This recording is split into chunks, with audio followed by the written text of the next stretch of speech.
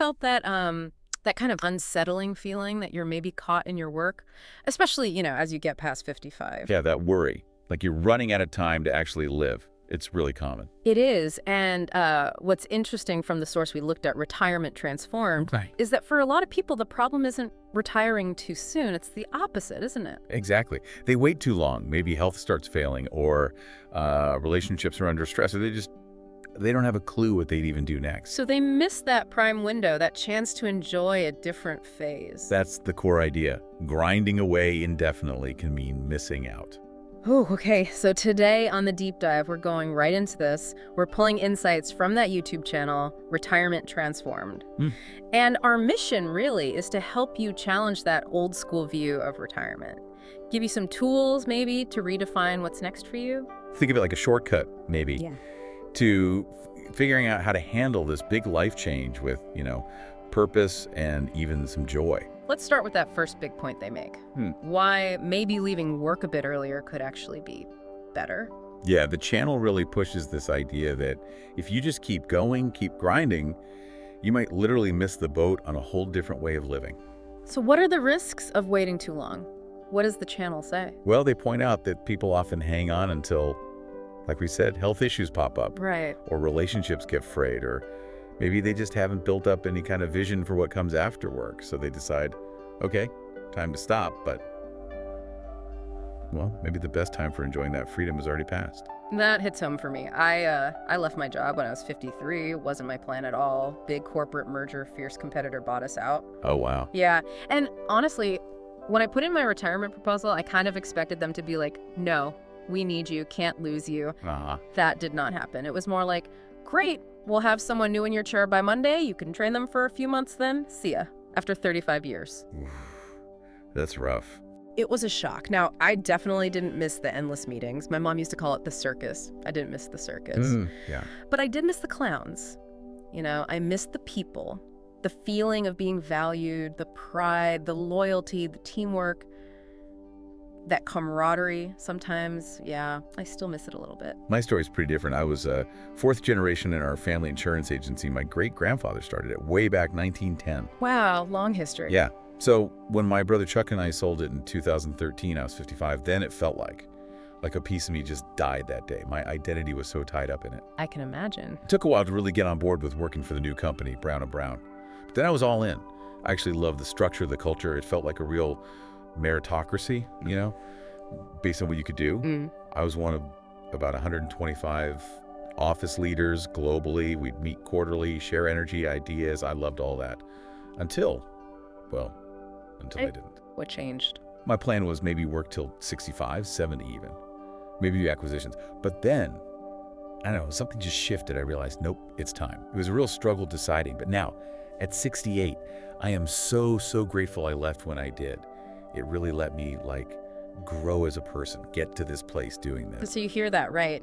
Different paths, surprise corporate exit for me, planned but evolving sale for you. But we both ended up feeling this deep gratitude for making the move when we did. Exactly. Yeah. And if you're kind of wrestling with that decision yourself, maybe these stories and the ideas from Retirement Transformed show how important timing can be. Yeah. Let's dig into why people get stuck then. What holds them back from leaving? Well, Retirement Transformed points to a few things. A big one is just the comfort of structure. That really clicks with me. Just the daily routine, right? A reason to get up, somewhere to be, people to see, sharing your knowledge. It feels safe. Yeah. Secure. Yeah, I get that. But the channel warns that relying only on that work structure can be a trap. They actually say lack of structure is like a top 5 reason people fail in retirement. Fail? That sounds harsh. Well, maybe struggle is a better word. But the point is, you can find structure and purpose later. You just have to consciously build it yourself. It doesn't just happen. That makes sense. And related to that struggle, another trap the sources mention is trying to chase your old definition of success, right? Oh, definitely. If success still just means more money or another rung on the ladder, that's not going to cut it in this next phase. So success needs redefining. Exactly. Maybe it looks like peace or finding joy consistently, or maybe like specific physical goals. Like my goal of doing 1 pull-up, which, let me tell you, at 60, it's humbling. I can hang, I can lower myself down, but pulling up, still working on it. Huh? That's a great goal, though. It's personal, it's tangible. Totally different kind of success. Right. And this leads to another pitfall, doesn't it? The assumption you can just figure it all out later. Yes. That's the third big trap retirement transformed highlights. We hear it all the time. People who just retire with no real plan, they get bored, they drift, maybe get unhealthy. And sometimes end up going back to work, even if they don't need the money. Precisely. Because they didn't put in the planning, the intention to design this next big chapter. Yeah. You really do risk it falling flat if you just wing it. Okay, so we said the pitfalls. How do we flip the script?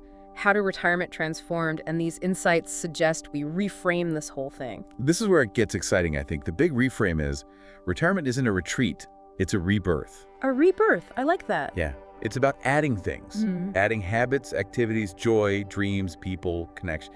It's actively building something new. That's a powerful shift. And the language matters too, right? The word retirement itself. It really does. Historically, like back in 1550 when it was first used, it meant leaving something. Yeah. Often leaving work because you were, well, close to death or worn out from hard labor or war. It implied just sitting back, getting old. Not exactly inspiring. Not at all, which is why retirement transformed pushes for calling this phase the discovery years. The discovery years. Okay, tell me more. It's the time you can genuinely discover or rediscover who you are now, what you were maybe meant to do all along. Pursue passions, whether you get paid or just do it for love. That feels so much more proactive. Yeah. Exciting, even. Totally. And the channel is really encouraging here. It says, look, you already have the tools. You've led people solve problems, handled budgets, save money. Oh. You've got the skills. So it's not starting from zero? Not at all. It's about redefining how you use those skills, re-implementing them in this new context. That's why, and they really believe this phase, these discovery years, they could honestly be the best phase of your life. And you feel that way yourself? 100%. My career before, loved it, learned tons. But looking back, it really feels like it was practice. Practice and learning to get here, this phase now. It's okay, so if someone's listening and thinking, yes, I want that. Yeah. What are the practical steps? How do you actually design these discovery years? All right, let's get practical. First step from the source, audit your energy. Audit energy, meaning? Look at your current work. What parts genuinely give you positive energy? What parts just completely drain you? The idea is to consciously focus your next 20 years on the energy-giving stuff and ditch the rest. Makes sense. Be intentional. What's next? Second, start journaling, specifically about fulfillment. Ask yourself, what does fulfillment actually mean to me, not to anyone else? What would it look like? What steps do I need to take? Are there pieces missing from my fulfillment pie? Keep asking. Digging deep. Okay.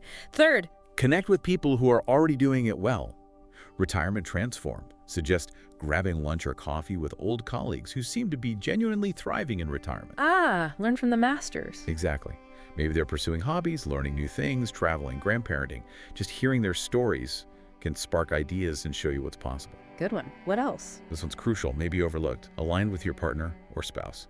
Seriously. Oh yeah, big one. Are you really on the same page about when you want to transition? What fulfillment looks like for both of you? What's the vision for the next couple of decades together? Because misalignment there can cause real friction, right? One wants to travel 24/7, the other's a homebody. Or one wants to sell the house tomorrow, the other wants to stay put. You have got to talk about it and get aligned. It's foundational. Absolutely.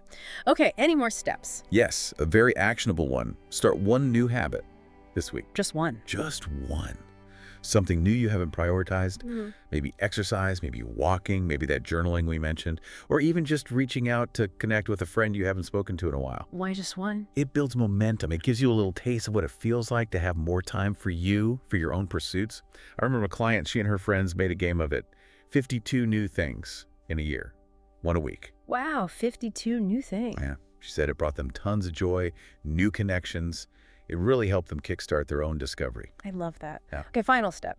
The big one, really. You have to actively design this post-career life. Don't just default into it. Design versus default. How do you start designing? Think about it. Maybe try to capture your ideal life in just a sentence or two. Journal about it, write pages if you want.